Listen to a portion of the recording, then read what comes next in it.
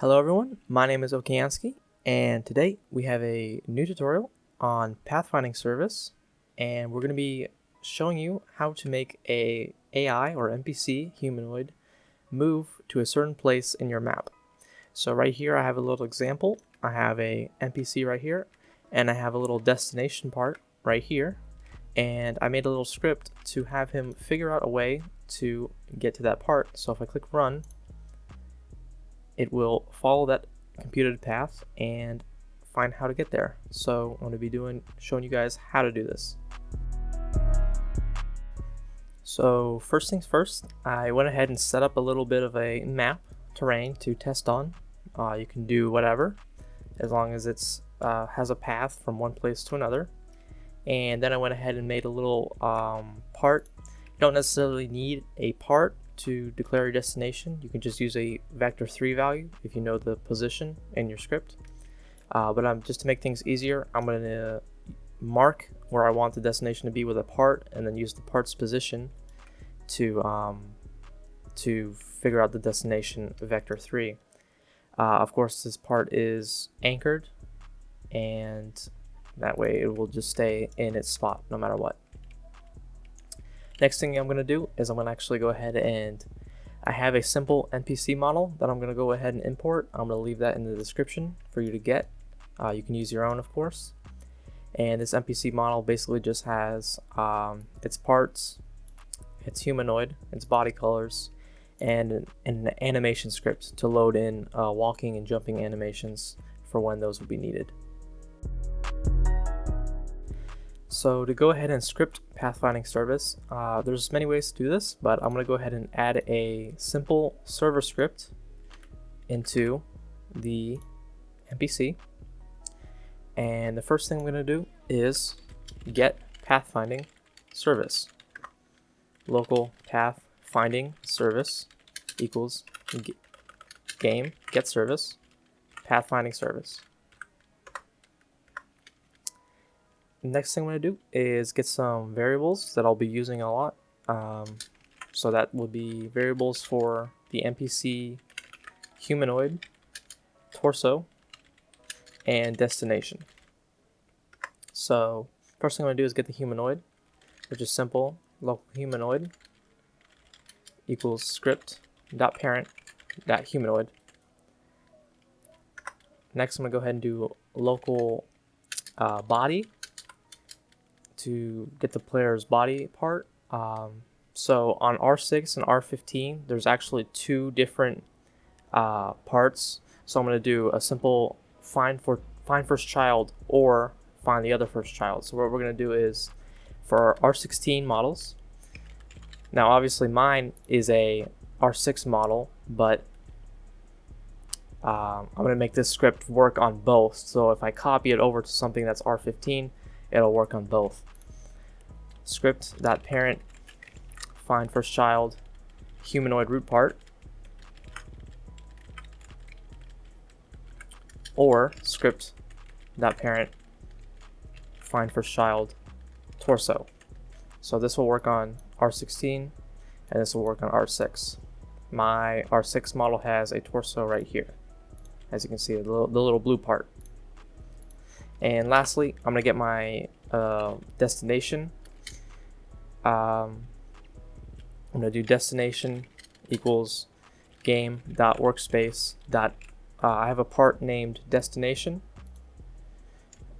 and I'm going to do destination.position. If you already know your position, you could do you could just do vector3.new and then put in your position here, like so. But I'm going to use the position of this part. Next thing we're going to go ahead and do is call for a new path object. So we're going to do local path. Let's see. Create path object. Local path equals PathFinding Service create path. And then once you have a path object,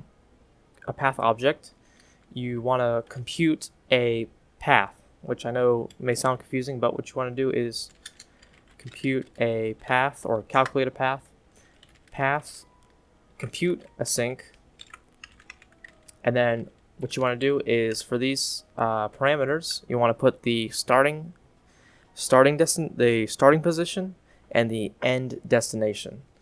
So what I'm going to do is I'm going to do body.position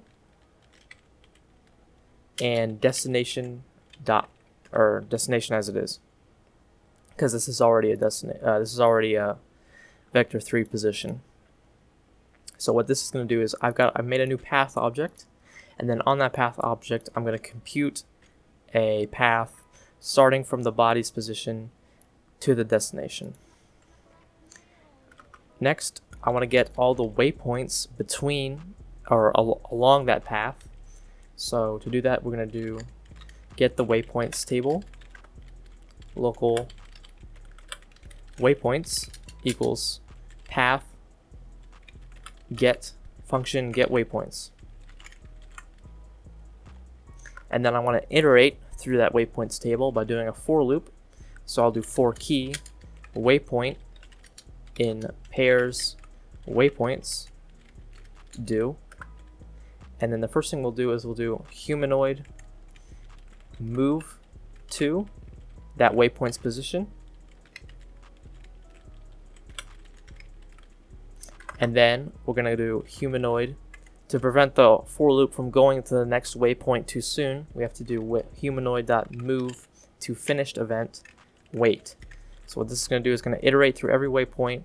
It's going to move to the next waypoint, and then it's going to wait for it to hit that waypoint for the move to finish, and then it's going to go to the next one, and then it's going to go all the way through.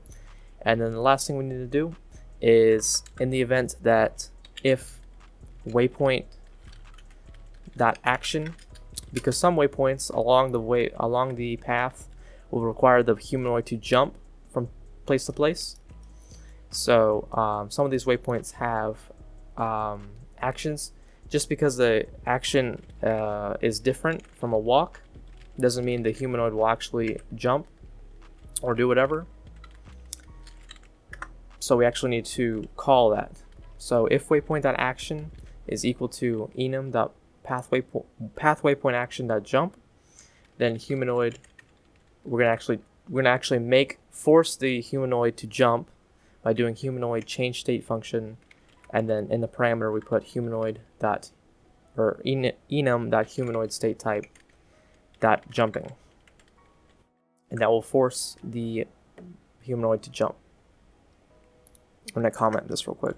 Iterate through all waypoints and jump when necessary.